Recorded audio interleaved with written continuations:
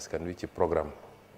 te loolu programme bi pendant 10 ans d'opposition dañ ko martelé bind ko ci suñuy téere wax ko suñuy émission wax ko suñuy meeting kon tey suñu yàlla mais ñu am majorité exécutive am majorité législative bu ñu demee ba exécutif bi traîner ci li mu war a def yéen am ngeen sañ-sañu mën koo suppléer loolu j'étais premier ministre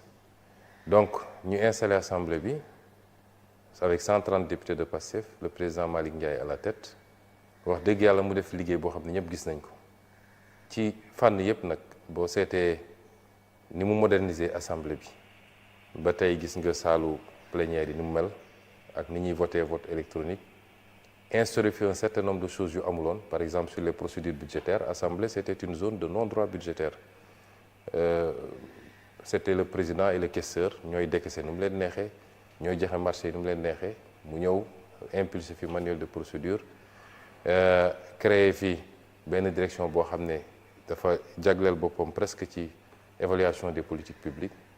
ak yeneen yoo xam ne su ma ko doon lim du jeex mu def fi bilan boo xam ne ci 2 ans yi wax naa ko fii keroog bu doon législature yu passé yëpp def nañu le tiers de ce qu'il a fait on aurait eu une assemblée nationale extraordinaire fi ñu toll nii ñu ko ci félicité ak ñi mu ci liggéeyal yëpp bi ñu yegsee nag gis nañ ni ànd ak loolu yëpp am na yenn pàcc ci assemblée yoo xam ne xawoon na des à la traîne mais loolu du sama responsabilité man président assemblée nationale lu jëm ci proposition de loi c'est les groupes parlementaires ou les députés pris individuellement dama di président assemblée mais aussi dama bokk ci groupe parlementaire bi parce que député là avant tout député boobu moo ma jox cëru président assemblée nationale may président parti aussi donc loolu waxtaan naa ci ak suñu parti bu baax a baax ba ñu jàpp ni l'un des parents pauvres jusqu'à présent ci li ñu waroon def ci assemblée mooy en termes de proposition d'initiative de la loi des na boo demee fu mel ni France ci l'ensemble des lois yi jaar assemblée nationale aujourd'hui plus de 70% ci député lay jóge c'est l'initiative des parlementaires fii nag moom dafa mel ni député yi dañ lu ci bëri dañ daan toog depuis des années di xaar exécutif bi envoyé leen des projets de loi donc loolu bokk na ci li nekkoon li xawoon a faible ci assemblée bokk nañ li xawoon faible aussi mooy le contrôle d'action gouvernementale parce que assemblée bi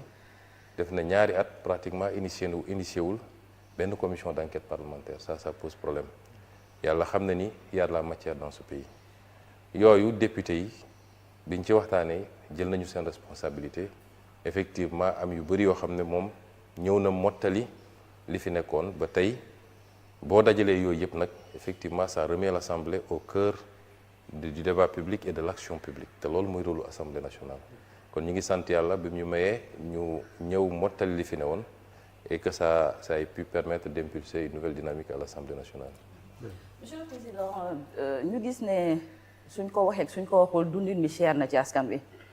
démb rek lañ yokk njëgu carburant bi muy lu bees loo xam ne dafa ñëw dolleeku ci kaw góorgóorlu bi yow bi nga nekkee primature am nga ay dogal yu am solo yoo jëloon ndax tey jii gëmoo ne dogal yooyu dafa diisoon ci gouvernement bi moo tax mu dellu ginnaaw wala boog lii dañ ko doon séntu. waaw xam nga jiiteem réew dafa war a am luy laytaay bi mooy am yërmande ci waa réew mi te décision booy jël rek na nga ci njëkk a seet l'intérêt général ou à défaut l'intérêt de la majorité de l'excellente majorité parce que c'est difficile nga am benn décision boo xam ne ça convient à tout le monde réew dafa xaw a doy waar mais lu mel ni nag njëg yi moom gisuma fu ñu naan wàññi nañu ñu ne am na ñu mu arrangé wul su dee wàññi bi lorul benn secteur économique mënuñ ne wàññi nañu ñu ne am na ñu mu lor donc am yërmande ci askan bi mooy nga bañ a jiital rek les statistiques et les chiffres ak liy jóge étranger ñu la koy essayer imposer pour mun la accorder des avantages loolu bokk na ci yëg-yëg bi jiit war a am ci réewam ci askanam dama wax fii ci assemblée nationale bi ma fi mujjee ñëw en tant que premier ministre ma am lu bëri lu ma wax ci affaire u prix yi ci seeni stratégie nag dañuy dem dagg leen ci intéressé di essayer wax loo Ousmane Sonko lu mu waxul dama ne woon bu ñu demee ba mu métti ba ñu xam ni mënatuñu maintenir les prix tels quels boobaa nañu dellu si askan wi neen lii mënuñu ko maintenir waaye loolu yëpp am na lu ko jiitu ma waxoon nag li ko jiitu parti yooyu nañu dagg génne ko ci ñëw rek ne Ousmane Sonko annoncé woon na hausse des prix ça c'est de la malhonnêteté intellectuelle. li ma waxoon mooy booy xool njëg yi nga jël njëg yi ñu yokk barki démb defe naa essence bi ak gasoil bi la te gëm naa ni leneen mun na ca topp parce que ba ñuy nguur-nguuri naan dañuy yokk njëg du tey jii daanaka bi ma génnee gouvernement ba léegi ñu ngi ci waaye li ñu doon wax mooy nañu préparer opinion bi nañu jàllale ay message buy jàll ci yenn presse yi pour préparer opinion bi ndànk moo taxoon lenn ci ñoom sax commencé génn naan subvention bi jóge na 200 xaw ma 400 milliards dem 700 milliards te dara amu ci en réalité mais c'était un travail de préparation de l'opinion mais ci ñaari produits yooyu su ma ko jëlee comme exemple rek soo xoolee structure des prix bi dafa am plusieurs parties boo jiitee nag booy teg askan wi leen da ngay xool man état bi ban part laa jël ci sacrifice bi ñi nga xam ne ñoom ñoo yor mbir yi ñooy importer wala ñooy jaayaat ban sacrifice laa leen demandé doog a ne peuple bi tam ban sacrifice laa ko demandé mais ñoom bu ñuy def benn partie rek moo leen ci intéressé mooy lépp nañ ko xëpp peuple bi parce que soo jëlee essence ak gasoil li koy déterminer condition bi ngay approvisionné wu ban marché ngay approvisionné ak ñaata ngay approvisionné benn élément la capacité bi nga am yow pour raffiner par exemple beneen élément la te ñun Sénégal am nañu capacité raffinement ñetteel bi nga doog a ñëw nag ci structure prix bi naka lañ koy séddalee depuis kii importé grossiste ba marge détaillant bi mais nga dugal aussi lu am solo mooy les taxes parce que boo liggéeyee ci produit hydrocarbures Sénégal les taxes représentent entre 40 et 52% du prix c'est-à-dire ku dem jënd tey essence ñu ne la jaay nañ la ko 900 et quelques entre 45 et 52% daanaka taxe la mooy li état bi di jëlaat moo tax keroog may wax fii assemblée te indication yi laa joxoon ministre des finances ak ministre de l'énergie ne leen bu leen ma wax subvention bi kese parce que subvention bi lenn la mais état bi day subventionné fukk daal di encaissé taxe ñaari fukk donc daanaka subvention bi existé wul réellement parce que da nga koy neutraliser te soo libéré prix yi ne yokk naa prix yi taxe bi day yokk parce que les taxes sont calculées sur le prix donc l'État encaisse encore beaucoup plus ba pare teg ko ci consommateur bi suñu doxee tuuti mu ne subvention bi dafa bëri dama génne fii les statistiques wax naa ko fii keroog Assemblée nationale boo jëlee les subventions masalan soo jëlee 2021 état bi mi ngi subventionné à 212 milliards mais mi ngi taxé à 450 milliards donc différence bi c'est 237 milliards nga jël 2024 état bi mi ngi subventionné 467 milliards encaissé taxe 682 milliards soit 214 milliards d'écart en faveur de l'État soo jëlee 2025 état bi mi ngi subventionné 380 milliards taxé 765 milliards différence bi di 384 milliards boo ci jël rek double bi pratiquement la ñuy taxé ñaari at la écart bi négatif te boo seetee ñaari at yooyu muy 2023 ak 2024 mun nga ko méngale ak ay années de crise préélectorale donc boo bëggee retoucher les prix li jaadu mooy da nga naan d'accord taxes yi dama koy wàññi